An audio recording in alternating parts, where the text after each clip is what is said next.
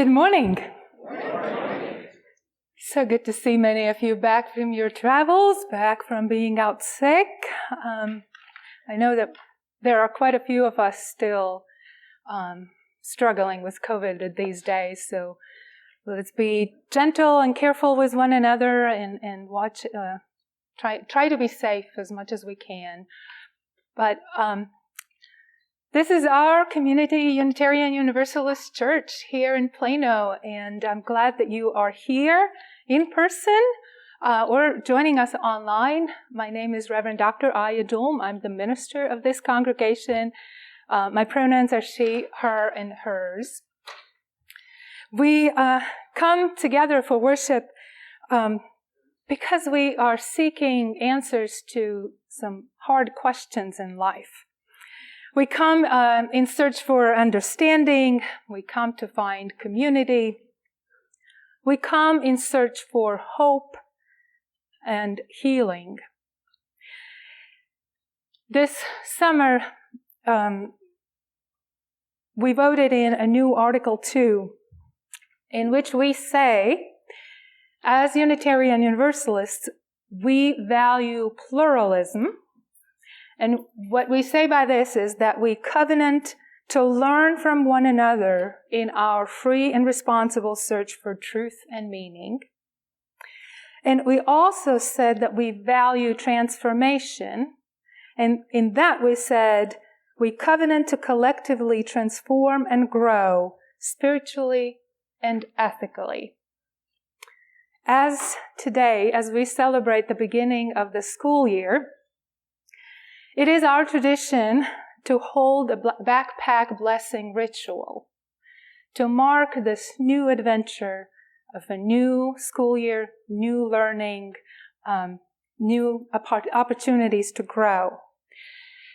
But this ritual celebrates not only children and youth who are returning to their school, but to all of us, all our journeys of learning and growing. As we celebrate together, may we find that this place is not only a place of searching, but also a place of discovery. May this place is not only a place of learning, but also a place of wisdom. May this place is not only a place of meeting, but a place of connection. Wherever you are on your journey, we welcome you here today.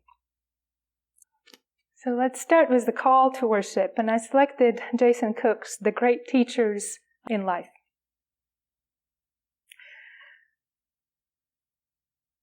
Take a breath with me.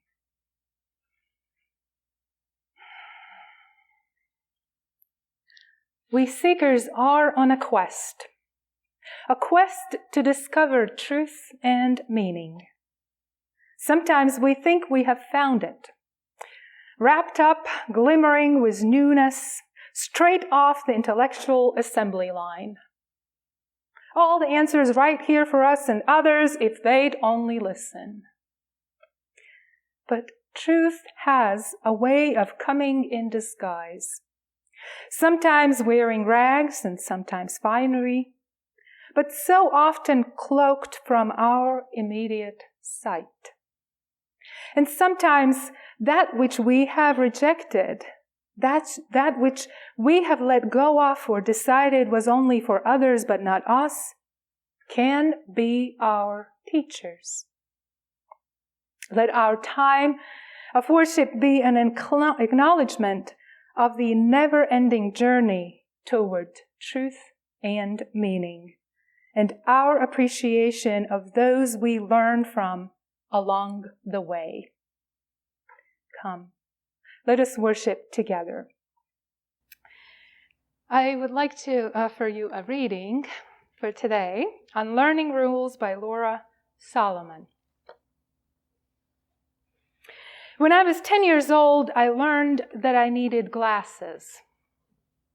While I remember the shock of seeing leaves on trees for the first time, what I remember more profoundly was wearing my glasses to dance class. In my mind, I was an extraordinary dancer. I knew what felt right in my body, and because I couldn't see myself as anything but a blob in the mirrors surrounding us, I was able to rely solely on how dancing felt. But when I showed up to dance class in my glasses, I learned that my dancing body did not look at all like I imagined.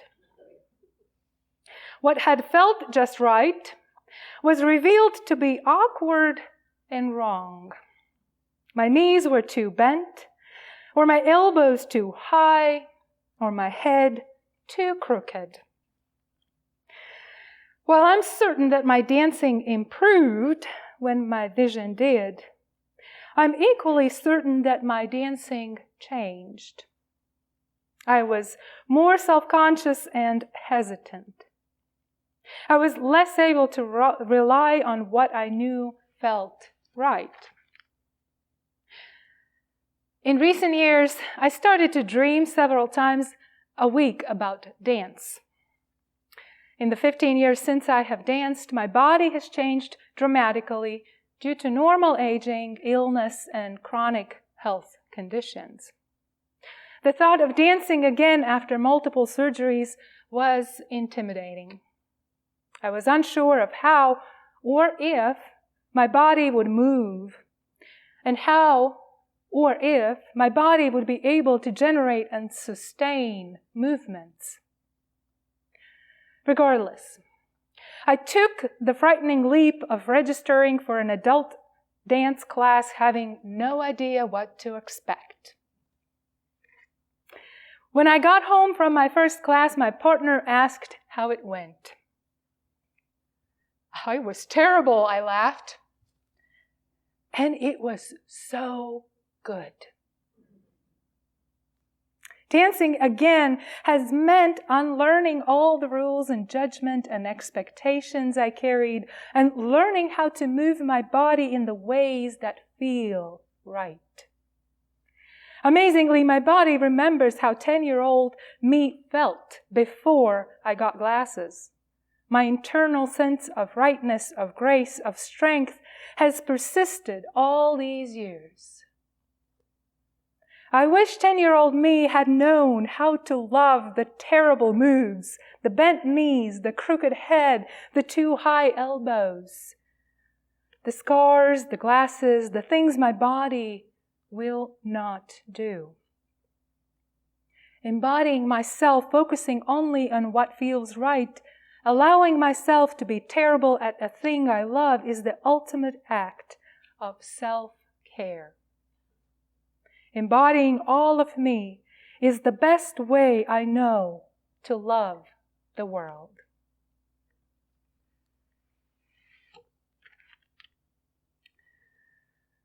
Well, do you have a favorite teacher? Yes? Yes? One? More? More than one? Possibly? More than one? Just remember that person and what they taught you, or why they were your favorite. I have two favorite teachers. One was my elementary school teacher. She taught me for 3 years, starting with my first year at school. And for many years after the elementary grade, my classmates and I would visit her on the first day of school, which in Latvia is September 1st, always. It's a holiday celebration. And we would bring her flowers. My second favorite teacher was at the seminary, Professor Joretta Marshall. She taught pastoral theology and care, and I followed her to Texas. She's the reason I'm in Texas. Because I decided to do a doctoral degree under her leadership. I took many classes with her and even did my doctoral work with her. She was my advisor. My peers and I, we had a saying. when we felt puzzled, like when we had some kind of difficult situation to solve, we asked WWJD, what would Doretta do? So among the many classes that I took with her, one of the classes was on forgiveness, and this will give you a little bit of sense what kind of teacher she was and why I liked her. I was imagining that in this class, I will receive a systematic guide on how to think about forgiveness, what it does, what it is, how to parse it out. And instead, the very first session turned my world upside down. For 2 hours, she asked us to talk about what forgiveness is not, challenging our assumptions, disrupting our previous conceptions and beliefs that we carried with us into that class. It was an amazing experience for me to deconstruct all the false ideas that I had accumulated over the years. And I can continue to carry them without ever examining them deeper. That's the kind of gift Doretta is as a teacher. She patiently challenged all of us to free ourselves of what we brought in so that we can open ourselves to new ideas, new possibilities. When we start a school year, take up a new project, new learning, we know that we will be learning some new things. We expect to be learning new things. We often think that we will be receiving information that we didn't have before, and that is the way that we grow and learn. That's the way we become smarter and wiser. You know that human brain weighs 3 pounds? It's about the size of a softball. And at the same time, it has the capacity to learn something new every second of every minute, of every hour of every day for the next 300 million years. We have that ability. What we do not expect to be part of that learning process is that learning includes unlearning. Thing is, we have learned some things in our lives that can stand in the way of learning new things. And we need that space for our brain to receive new things, new possibilities. There is a saying that is attributed to a 13th century poet, Rumi, and it says, "Learning to unlearn is the highest form of learning." We may need to unlearn the bad habits, unlearn the wrong beliefs, the unhelpful beliefs, to embrace what is. Unlearning is that process through which we break down the origins of our thoughts, attitudes, behaviors, feelings, and biases, and strip away the beliefs and ways to act, behave, and live that have been imposed by our upbringing, by our education, by the society we live in. Unlearning means challenging everything we've come to know as the way things are supposed to be, and what we think is expected of us. So looking forward to this new school year and hoping to learn new things, what are the things that you are looking forward to learn? And what are the things that might be standing in the way of our learning? What might we need to unlearn? Habits or patterns of behaviors that are not helpful to us, maybe? Unlearn some preconceived biases that we carry with us without even being aware? This is my second year with you as your minister, and I want to share with you what the leaders of this church are planning for this coming year. In the July retreat, the board established their goals for this next year.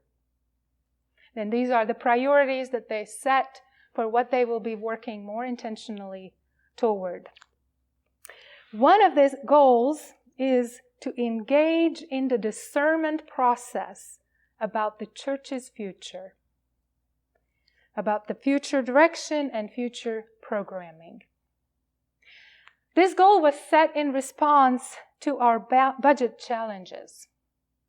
And it is a courageous decision to work together, to engage in discernment about possibilities for something different, for something that would allow this church to find ways to bloom and flourish. This goal will require all of us to re-examine who we are as a community UU church and who we want to be. Together we will look at where we are today with our energy and resources and what can be possible here. I imagine there will be things for us to unlearn and let go of things that we had learned in the past that we might still be holding on to.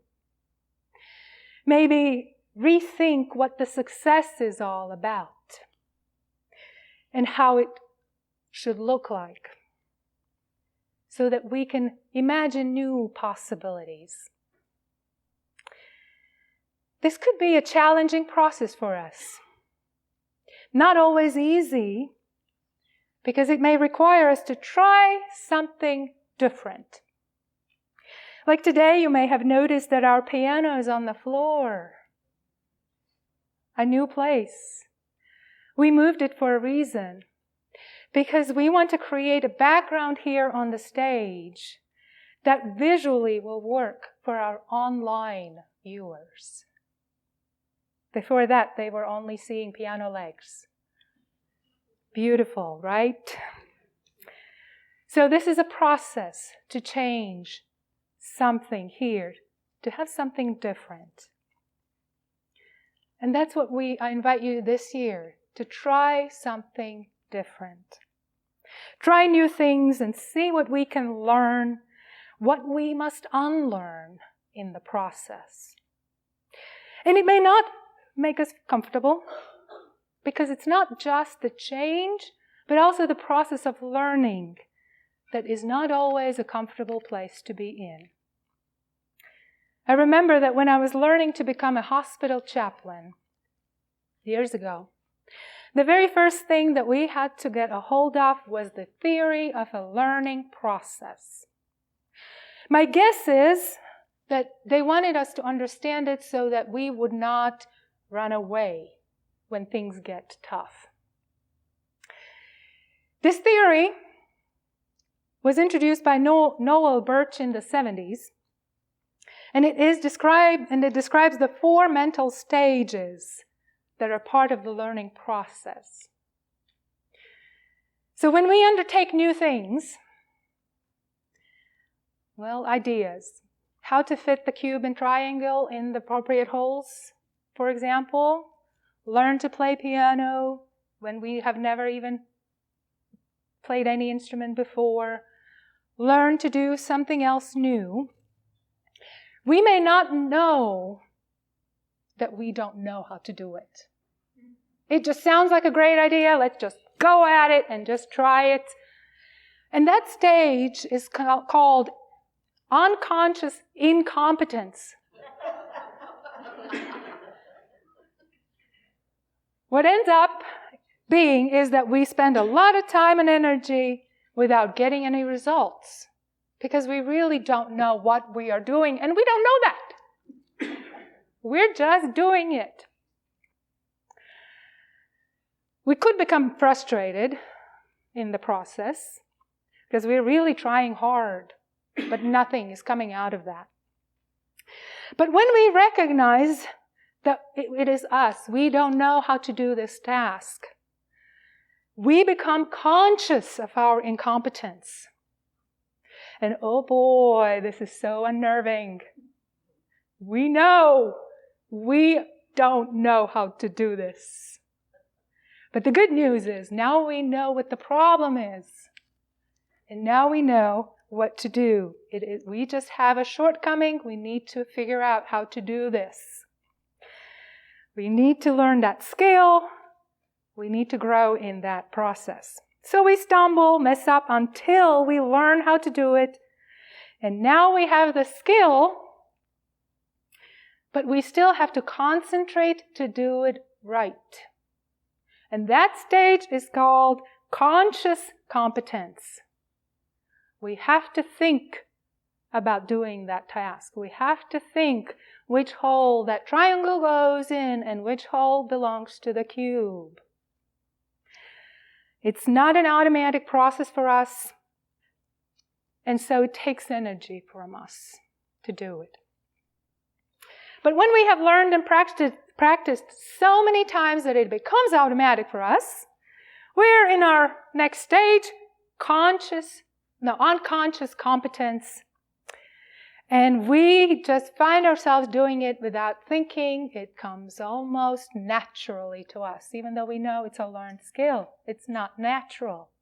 We have just managed the task so well that we can do it without thinking. Well, the process of learning is like getting new glasses. The reading we heard today about dancing with new glasses on shows that when we are able to see differently, we're more likely to notice the crooked lines and the bent knees. And then we need to relearn the dance without losing the joy of dancing itself.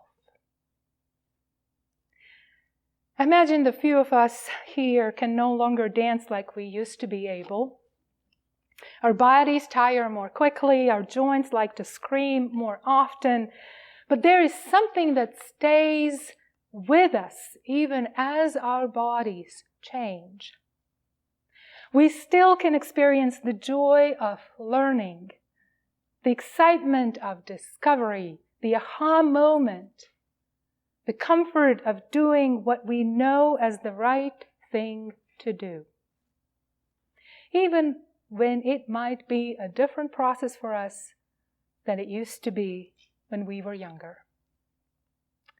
It takes courage to learn. So we packed some during our backpack blessing today. It takes care and love of the community. So we also shared that with one another today. And I hope we will be gentle with one another and with ourselves this coming year, allowing ourselves to imagine, to brainstorm, to entertain options and possibilities, to dance with the bent knees and the crooked posture if needed, but dance. Because this dance is a part of growing until we find ourselves back into that place where we enjoy the discovery, the new ideas, and have fun. So I want to end with a riddle. Why does a teacher wear sunglasses when she comes to the class? Exactly, because the students are bright.